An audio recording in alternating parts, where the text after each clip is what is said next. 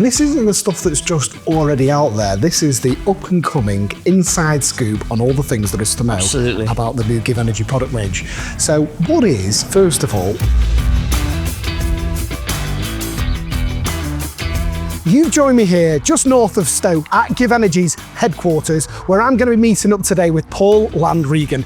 He's going to be giving me all the inside scoop on all of the latest products. We're going to find out about their brand new 10 kilowatt hybrid for a domestic property. We're also going to be finding out about the 9.5 kilowatt Gen 3, the 5.12 kilowatt Gen 3 battery, and a load of other juicy stuff, including APIs that are going to integrate within the GivEnergy system. We're going to be talking three-phase. There's so much of a conversation. Let's go. I'm here with Paul Landregan, head of life cycle. You're gonna have to fill me in a little bit more with what that means, Paul. What the role entails, it's kind of like a very senior technical role within the business. So I look after all the testing of new products. I look after the testing of existing products. So this is the life cycle from product coming into production all the way through its life, all the way to to the disposal of the product at the end. So that's where the life cycle comes in. It's all the way from birth through to death of the product and everything in between. Testing, new features, upgrades. So you're the boss of testing. Boss of testing, yes. Yeah, we go that way. So I suppose I'm going to just get straight into it. I've got a couple of questions. And this first one is actually about a couple of products that have literally just hit the shelves as we take this video a couple of weeks ago. We've got a 5.12 kilowatt Gen 3 and a lovely new 9.5 kilowatt Gen 3. Obviously, as a layperson, I read it's 22% lighter or 27% lighter, and it's slightly smaller as well. But behind the scenes, I know you've done a lot of work in terms of like the nitty-gritty techie side. Could you kind of give me a bit of a summary in terms of what's behind the hood? To take the two sides of it, the size aspect of it and the technical aspect, we'll treat those separately. So the size aspect of it, we've redesigned the design of the cells. So, they're more compact than the original cells. The internal geometry of the battery, so to speak, the cells, the BMS, and all the internal structures have been totally redesigned to take away any free space. So there's no air gaps in there anymore, whereas the previous battery, there was a bit of breathing space inside. All that's been redesigned. So just to get rid of all of what I call the deadboard, the empty space inside the battery has all been shaved away to reduce the size. To a user, that's not really much of an interest to a user, other than making it more on the wall, because it's slightly smaller. To you as the installer, it's a good chunk lighter, a good piece lighter. It's 25% lighter because there's a lot less metal inside. To a user, the benefits of the Generation 3 battery is it's got a much improved BMS. The battery management system inside is much more accurate than all of the previous revisions of BMS. So to the user, that gives them much more accurate data. And we've got more accurate data. You can make more accurate predictions on your usage and your battery state of charge and your state of health. So they've got a warranty of 12 years, unlimited cycles. What's the realistic lifetime? So you've made these cells denser. So I assume the end life of the product is expected to be.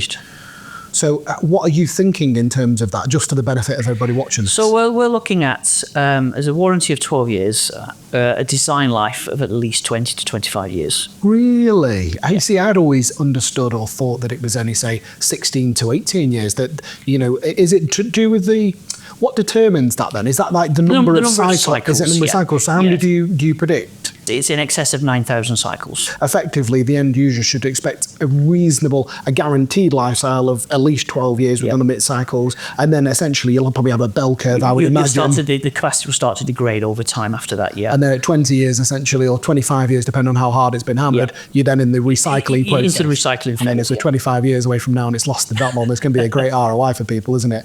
So I think the question I had was, so we've seen the 9.5 being upgraded, we've seen the 5.12 being upgraded. There's a little lonely old 2.6 that's been sat there and been left essentially in a generation in the past. So is there a plan to revise the 2.6 for someone just looking at that extra little tiny bit of battery storage? So what our business decision is because the new 5.12 is the same physical size and weight as the original 2.6. There's not really much point in adding 2.6. the standard now for a a minimal house install is usually around 5 kilowatt hours. So there's not much call for the 2.6, and because the original 2.6 was only 80% DoD, the usable capacity was only about 1.8. So we don't really see much of a life left out of the 2.6. Okay. Is there any, on the 5.1 to the 9.5, is there any performance upgrades for the end user, or is the specs largely going to maintain it as they are in terms of, I turn the kettle on, how much can that battery deliver to my house? The specs of the battery, the BMS is an upgraded BMS. Instead, the old BMS was 100 amp, this is 150 amp BMS. Okay. So the battery does have what's called a beast mode, which is to be used in the future for future products. Okay. So there's a little bit of there's a little bit of extra power in there in reserve. And can customers expect then software to be revised on their current inverters where they could do that, or is the that current something inverters? You're at the limit of the current inverters. Okay, but there's going to be a potential of a future inverter where they may well be able to access beast mode like that. Possibly, yeah. So. Next question, I want to find out the inside scoop on the new GivEnergy Hybrid 13.6 kilowatt battery. I'm not going to mention what it rivals, but I think anybody can take an inference. So could you tell me the tech specs on what we should expect from the brand new GivEnergy Hybrid, when people could expect this to maybe be around, if you know that information? Sure. So the new all-in-one hybrid, or as I call the all-in-one 2, its official name hasn't yet been announced. Is a 12 kilowatt inverter. Wow. So it's doubling the current inverter power. Wow. Your battery is remaining the same at 13.5 kilowatt hours. Okay. It's, as you say, it's a hybrid, but it's also an AC coupled. The hybrid is optional. Okay. Okay. Yeah. So you could just have the all-in-one, essentially all-in-one train by itself. And if at a future date you want to add the hybrid, it's just a module which sits on top. And is it the 12 kilowatt? Is that a peak discharge? Because I know continuous. Okay. Because we had it with the all-in-one where it was 6 kilowatt can take 7.2, I think, for 10 seconds, and then it was 6.5 for 30 seconds. So what you're saying is it's can charge and discharge at 12. At 12. Wow, wait, that is quick. Yeah. Can you run the intention to running these in parallel a lot? I mean, I would imagine a single phase incoming supply has got to be not far off its limits, so you'd have to be restricting it if you ran them in parallel. Yeah, there are plans to run them in parallel. That's for future stages. You will, from launch, you'll be able to add a second battery. Okay. So which is what people want. So with the current all-in-one, they don't necessarily want the additional power, which is nice. Yeah. They want the extra storage. Yeah, I agree. So we've rather than adding, being able to add batteries to the original all-in-one, the new all-in-one will be able to add DC modules. So it's a DC coupled, so it's way more efficient the way it's charged, rather than having two AC coupled models. That's really, really interesting. And is there any, I suppose, is that 100% depth of discharge? It's 100% depth of discharge. 12-year warranty, same no situation? It's exactly the same. And the bonus for our all-in-one hybrid is it's going to have 6 internal MPPT trackers. 6 independent trackers. And what's the limit of PV that's going to be able to go inside of that then? So you'll be able to, from 90 volts all the way up to 600 volts. 600 volts. And is there a limit to the overall growth capacity of the actual solar array? So 20 kilowatts is a total capacity. Is that per tracker or the actual whole inverter? Total. Yeah, that's the total, yeah. Wow, wait, that is a big. So it's the extra trackers are there to cater for people with strange shaped roofs. People with Domas where they can have 3 panels here and 4 panels there and 10 panels on the back, and all of these weird and wonderful arrays will be able to cater for with one inverter. If you're at 90 volts, you're going to be 3 panels minimum, 3 essentially. Panels, yeah. You probably get away with 2, but we would say 3 to be safe. To fire up. So I suppose that would save ancillary costs on things like microinverters. Correct. Optimizers in that scenario. So you could remove that. You could also remove the, I suppose, even if it's shaded, if it's just that individual and you've got such small numbers of panels, you could potentially look, I suppose it's design by design specific, but you could effectively look to be removing. Yeah, so although the stripping, because I would say simpler the better when it comes to design. The less parts you can put on a job, the better, because there's less to go wrong. Exactly. But equally, you want to add enough parts so you don't affect the design of the system itself. Yeah, and you're adding complexity as well. When you add lots of little strings, it's a more complex installation than 2 big ones. But if the installation warrants, requires that for maximum efficiency, then that ability is there for you to do. Fantastic. That's really interesting. My mind's just whirring away in the background. Temperature-wise, so the current all-in-one goes down to -10. Is there any changes in terms There's of no change in the temperature? environmental specifics, no. And are they using the same denser battery solution that you've come up with for the 5.12 and the 9.5? Yeah. So you're kind of, I suppose, focusing on production there. So are they sat at the same voltage then? Because I know the current 9.5 and 5.2 is about 50 volt, 53 volts, 54 volts, 50 volts-ish, and that they're sat at. But your all-in-ones, you'd be correct me where when I'm wrong, 300 odd volts sitting with it. So your new hybrid, what voltage range would we expect to see those DC packs? They're nominal 80 volts per pack. Okay, no worries. And how many packs are sat in? There's 4. 4 packs. So you're looking at about 307 volts as your nominal voltage. So they're not going to be interchangeable with the existing hybrid storage range. So if you've got a hybrid inverter, you couldn't add a hybrid. Would they be interchangeable with the existing all-in-one version 1? So could you put a hybrid on site and an all-in-one and expect those to work together? No, you will not be able to do that at this early stage, no. Okay. Are they offering whole home backup as well? Yes. So they're utilising the same gateway? Have you developed another it's a gateway? totally new gateway. It's a much more slimline gateway, so it's half the depth of the original gateway. Oh, right, okay. It has loads of extra features, such as smart loads. So what's smart loads? Smart loads is a load you can connect to the gateway. It's an immersion heater, for example. Okay. And you can control that circuit on and off with your app or with some form of logic in your app, so you can program various things to happen at certain times of day. So you especially don't need a smart diverter at that point in time then. You could just wire a 20 amp radial out to an immersion heater and say, between those hours I want it to divide to. You could do it by hours, or you can say, if I've got excess PV and I'm exporting, you'll be able to then turn on a smart load to absorb that extra energy. That's a game changer, because I think the biggest thing that happens with these diverters on hot water tanks is, particularly when you're on the likes of Flux Intelligent, the diverter can't distinguish the difference between exported energy that you actively want to sell to the grid for a premium and what you want to go up the tank. So people's hot water tanks are boiling when they want to actually get an excess worth of payment. So effectively, within the software, I would imagine there'll be bits that will be developed over time, but effectively within the software, you could distinguish, like you can with your EV charge, you can toggle it whether you want it to divert or not. You're going to have this same. Is there any limitations around the circuits that you could provide that for? But you could. I'm just thinking, what other applications that customers would then? Have you kind of thought of other applications that people have, not just like hot water diverters? It could be used for anything. Heat pumps. It could be used. You could use it for your car charger. You could put your car charger on a smart load. If you've got an old dumb charger which is not smart, you can connect that to the smart load output of the gateway and be able to control your car charger. Just like you would with a Wi-Fi on-off switch. So the current gateway comes pre-populated. Are you going to remove the population and allow the end engineer to be able to populate? Okay, that's an interesting. It's interesting. Is there anything else that we effectively should know about that product that you would like to kind of get out there into the ether? Yes. So the current all-in-one, it's a whole house backup, and your whole house is considered to be an essential load. Yeah. So your house will run all the way until the battery dies. The way the Gateway 2 will work is you will have two levels of essential load. You will have your house load and you will have an essential load. So what you can then program it to do, you can set different thresholds. So what you'll be able to do is, say at 50%, you can shut half your house down. So you're running off grid, and at the 50% point, I can turn off the cooker, I can turn off circuit A, B, C, D, and only leave the internet, the television, the boiler, whatever it is you consider to be essential, to use that last little bit of energy. And that's all going to be customizable. And is it going to be just a single phase input, or are we going to see a 3-phase version of that? No, not at this stage. No, it's single phase. Okay, no worries. And is there a limit to? I know I mentioned we touched on batteries. Is it just going to be a single expansion pack you're expecting at 13.5 kilowatts, or are you going to be expecting multiple at launch? You'll be able to do multiple. Multiple at launch. The exact number we don't yet know.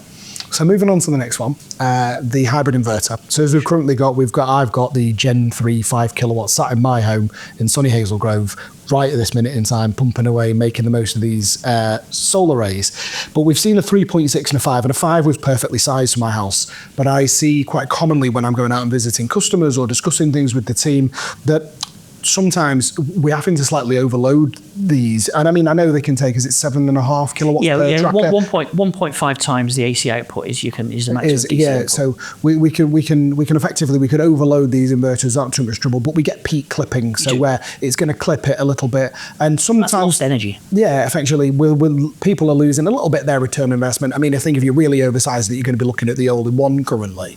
But there's some of these people from a price point perspective, they're looking at another, like almost a little bit of a bigger hybrid inverter. So do you have plans for any more, a bigger hybrid inverter? And if so, what sizes would we expect and how will that work? Yeah, sure. So in typical GivEnergy style, we do listen to what the customers want, and we do listen to what the installer's needs are.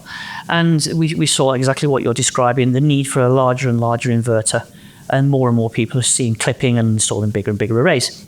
So what we've done is we've created a new hybrid, and it's going to be called our high voltage hybrid. Okay. Again, it's still a Generation 3 product, but it's a high voltage product, and it's going to come in a 6, 8, and 10 kilowatt version.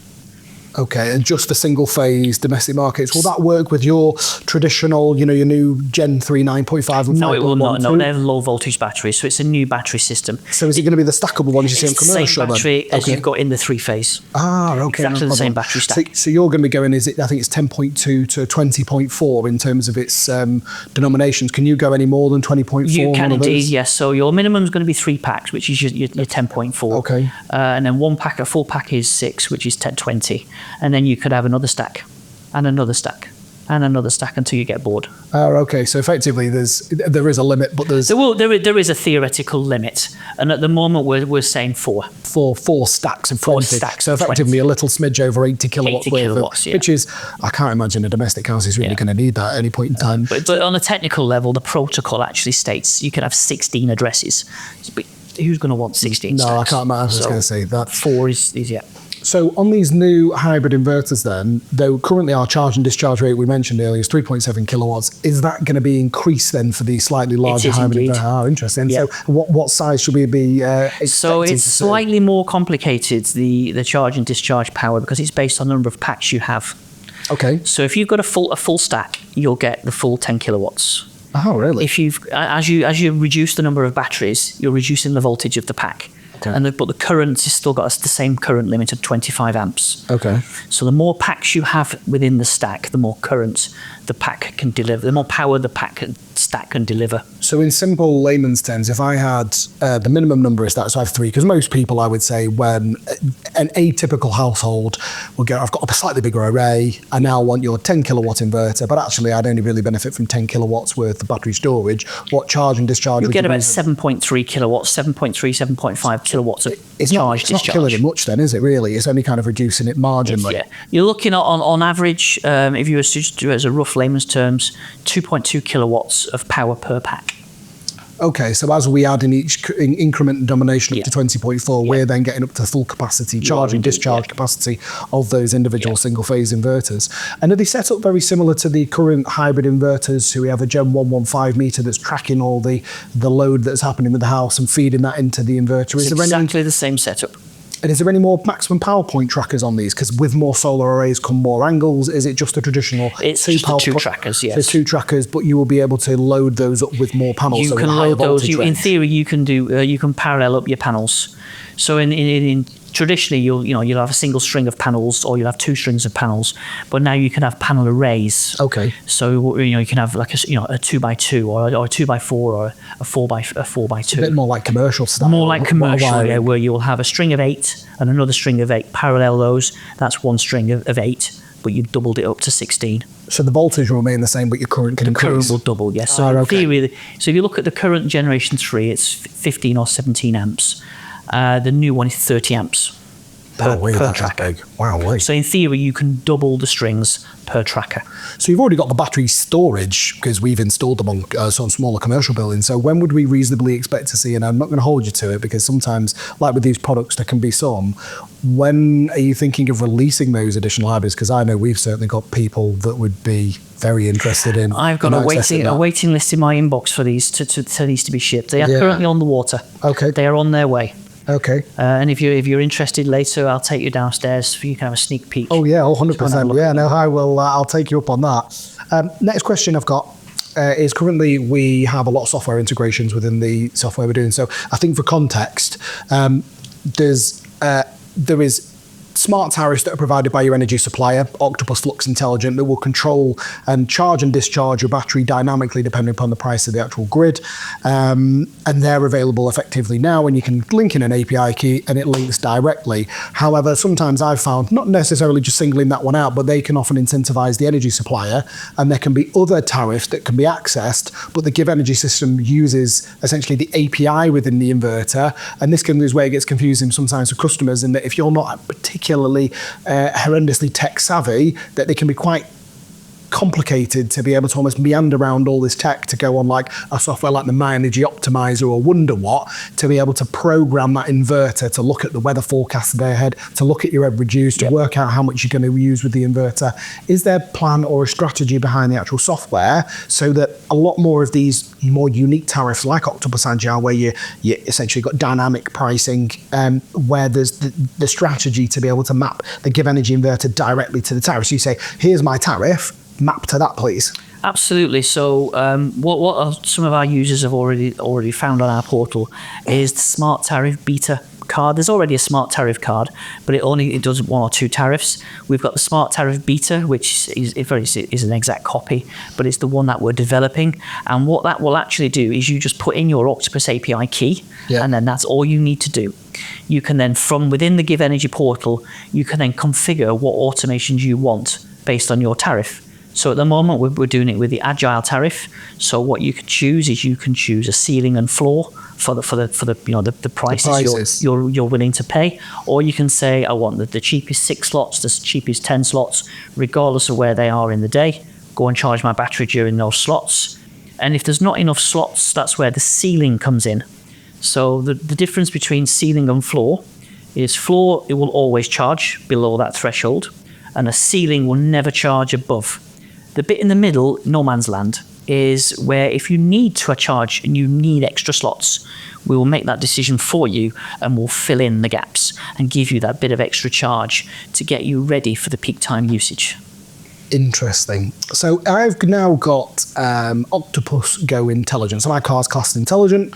I work it alongside a GivEnergy EV car charger. So I don't necessarily need the EV car charger to be intelligent, although I would like to know if it's going to become intelligent. But effectively, you don't necessarily need it to. GivEnergy charger works. And effectively, what currently happens with my system, and this can be, I've got a method around working it, but particularly on Octopus Go Intelligent, and there are other intelligent tariffs that are out there, but I'll just, again, single that as a tariff out. What happens is, so I get, say, 5 or 6 hours charging, depending on Go or Go Intelligent, but this pricing dynamically shifts. So I'll plug my car in at 5 o'clock, get home from me tea, put the kids to bed, and all of a sudden my car might be charging at 8 o'clock because that's when it's cheapest for Octopus. Yeah. But my battery in that paradigm, unless I program it via the API, which I have done in my scenario, what then happens is the battery then starts to try and meet the demand of the car unless it's told to otherwise. So unless you restrict it within the charging settings and effectively shimmy it into this time frame, it's one of maybe where the hardware and the software aren't quite communicating. Have you got plans to integrate EV car charging within this? So effectively, when you get a cheap or free window, it's going to charge it. There are plans. That's one of the next stages is in this beta card, is to use that. Again, we've got price driven, but then we've got event driven. And what we would then is Octopus would then send us the event, what we call dispatcher on, and that would then signal some logic to happen.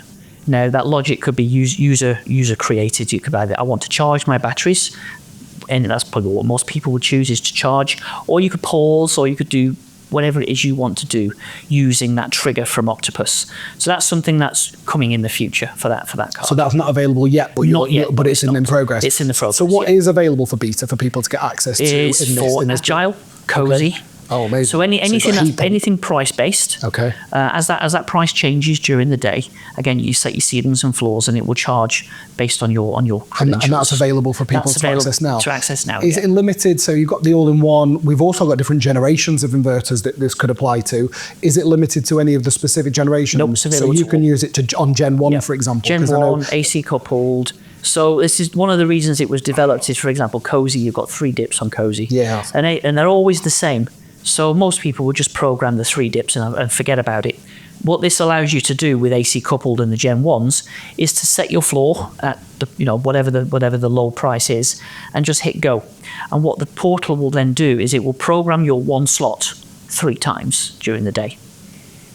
Will it do weather forecasting then? So if I've got solar that's coming. So you're going to be doing essentially like an integration, because I think that's where these dynamic changes happen. In that, if I'm in the winter, essentially you want this system to be increasing the level of charge within these windows. But if I'm in summer, I effectively want them to be able to decrease. But you've got beta testing programs that people watching this could effectively get involved in. They've got to get a give kit, or if they're thinking of getting a give kit, that effectively you've got some softwares rolling out over the course of time that are going to be in actually. So people are investing or thinking of investing into it, that they know that this is there, because most people now have to use a third-party API software. Some are better than others. Some are free. Some charge a subscription amount. Is there going to be any cost associated with this for customers, or is it just going to be a feature that's going to be there? At this time, I don't know whether there's going to be a cost. It is subscription based or not. That's something for the software team to look at. But we are looking to next year to integrate weather forecasting.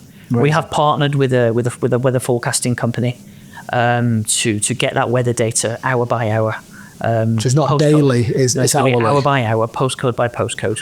And will it be tracking what the end user is using? So it's almost like running an algorithm in the back of house to say, look, I'm using 10 kilowatts a day. I bake cupcakes on a Tuesday night. There will be an element of learning in there. Yes. Yeah. Okay. Very interesting. Exactly what that is.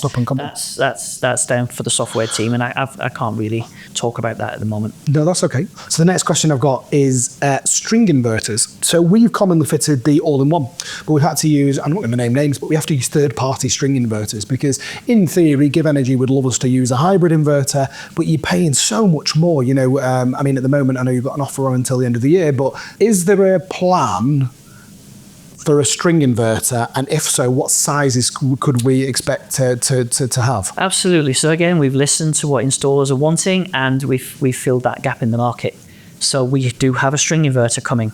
Amazing. And they're about to hit the wholesalers this week. Oh wow! So there will be, obviously this is going out. So this will already probably be out. By the time this is released, the string inverters will be on the shelves and may already be in people's homes. And what sizes should we be expecting? So they're going to come in a 3.6 and a 5, the traditional sizes, but we're going to add a 6 in there as well. Okay, no worries. And is the plans for like your hybrid range to add a 10 on, or is that just not current part of the That's the not strategy? currently part of the strategy. There's 3.6, a 5 and a 6. So what are they going to look like? Are they going to look very similar to the hybrid inverters, but essentially strip some of the guts out, so it's the same traditional GivEnergy inverters that we like to love and say? It's the same. Yep, it's the same chassis, but it's obviously we've removed all of the battery side of it, which is the expensive bit. All of that, the brains, has all been removed to bring the cost down, make it competitive. But they're just a string inverter. But they're essentially still smart, so you can still access your mobile phone. You can still do all these great things. All that functionality is still there. Export limitation is all there. All of the things that you expect you need from a string inverter is all there, all tested, all ready to go. Because I know a lot of other third-party string inverters require essentially a G100 export limit device at the incoming supply to be able to feed that information back to the inverter. But I know GivEnergy is effectively, that's built into the inverter, and instead you use a current tracking comp. It's controlled by the inverter. Yep. So that's still going to be included. We should still expect to see that, so we don't have to buy any big clunky parts. Absolutely not. No. It's just a simple CT clamp. All you need is a Gen 120 CT clamp and meter, just like you do with any other GivEnergy product. If you need export limitation for your string inverter, you add the meter, configure, I've got a meter, and away you go. If you don't need it, don't fit it. Just leave it. Just leave it as normal. Fantastic. Because I think that'll be a bit of a game changer in the interim whilst we're waiting for that hybrid to come out, for those people going, I'm not going to wait, I've got a building project, I need to get it on the go, that they can essentially have now a full give system, rather than kind of using third-party parts, which is essentially what we've had to do because it isn't there. So that's really exciting to know that we'll be changing what we're doing in a few weeks' time to be able to get further invested into GivEnergy. So next question I've got, demand flexibility service. So last year we had give back powered by Axel Energy, and my battery would randomly charge and discharge whenever it fancied doing it, and I made about 150 quid money for old road. It was method to the madness. It wasn't random. Yeah, so supporting the national grid. Correct, yeah. But as an end user, I got 150 quid, or not far off, 120, 150 quid. It was enough to pay for my takeaways over the course of the winter period. Sure. But I got a good chunk of dosh to pay for a few takeaways. Can we expect to see that back this year? If so, how will it work? It will be coming. Amazing. By the time this releases, we'll have made our announcement, which is due tomorrow, so Wednesday. There will be an announcement by GivEnergy on the new DFS scheme. It will be slightly different to last year because NESO is no longer ESO, it's NESO, it's a national entity.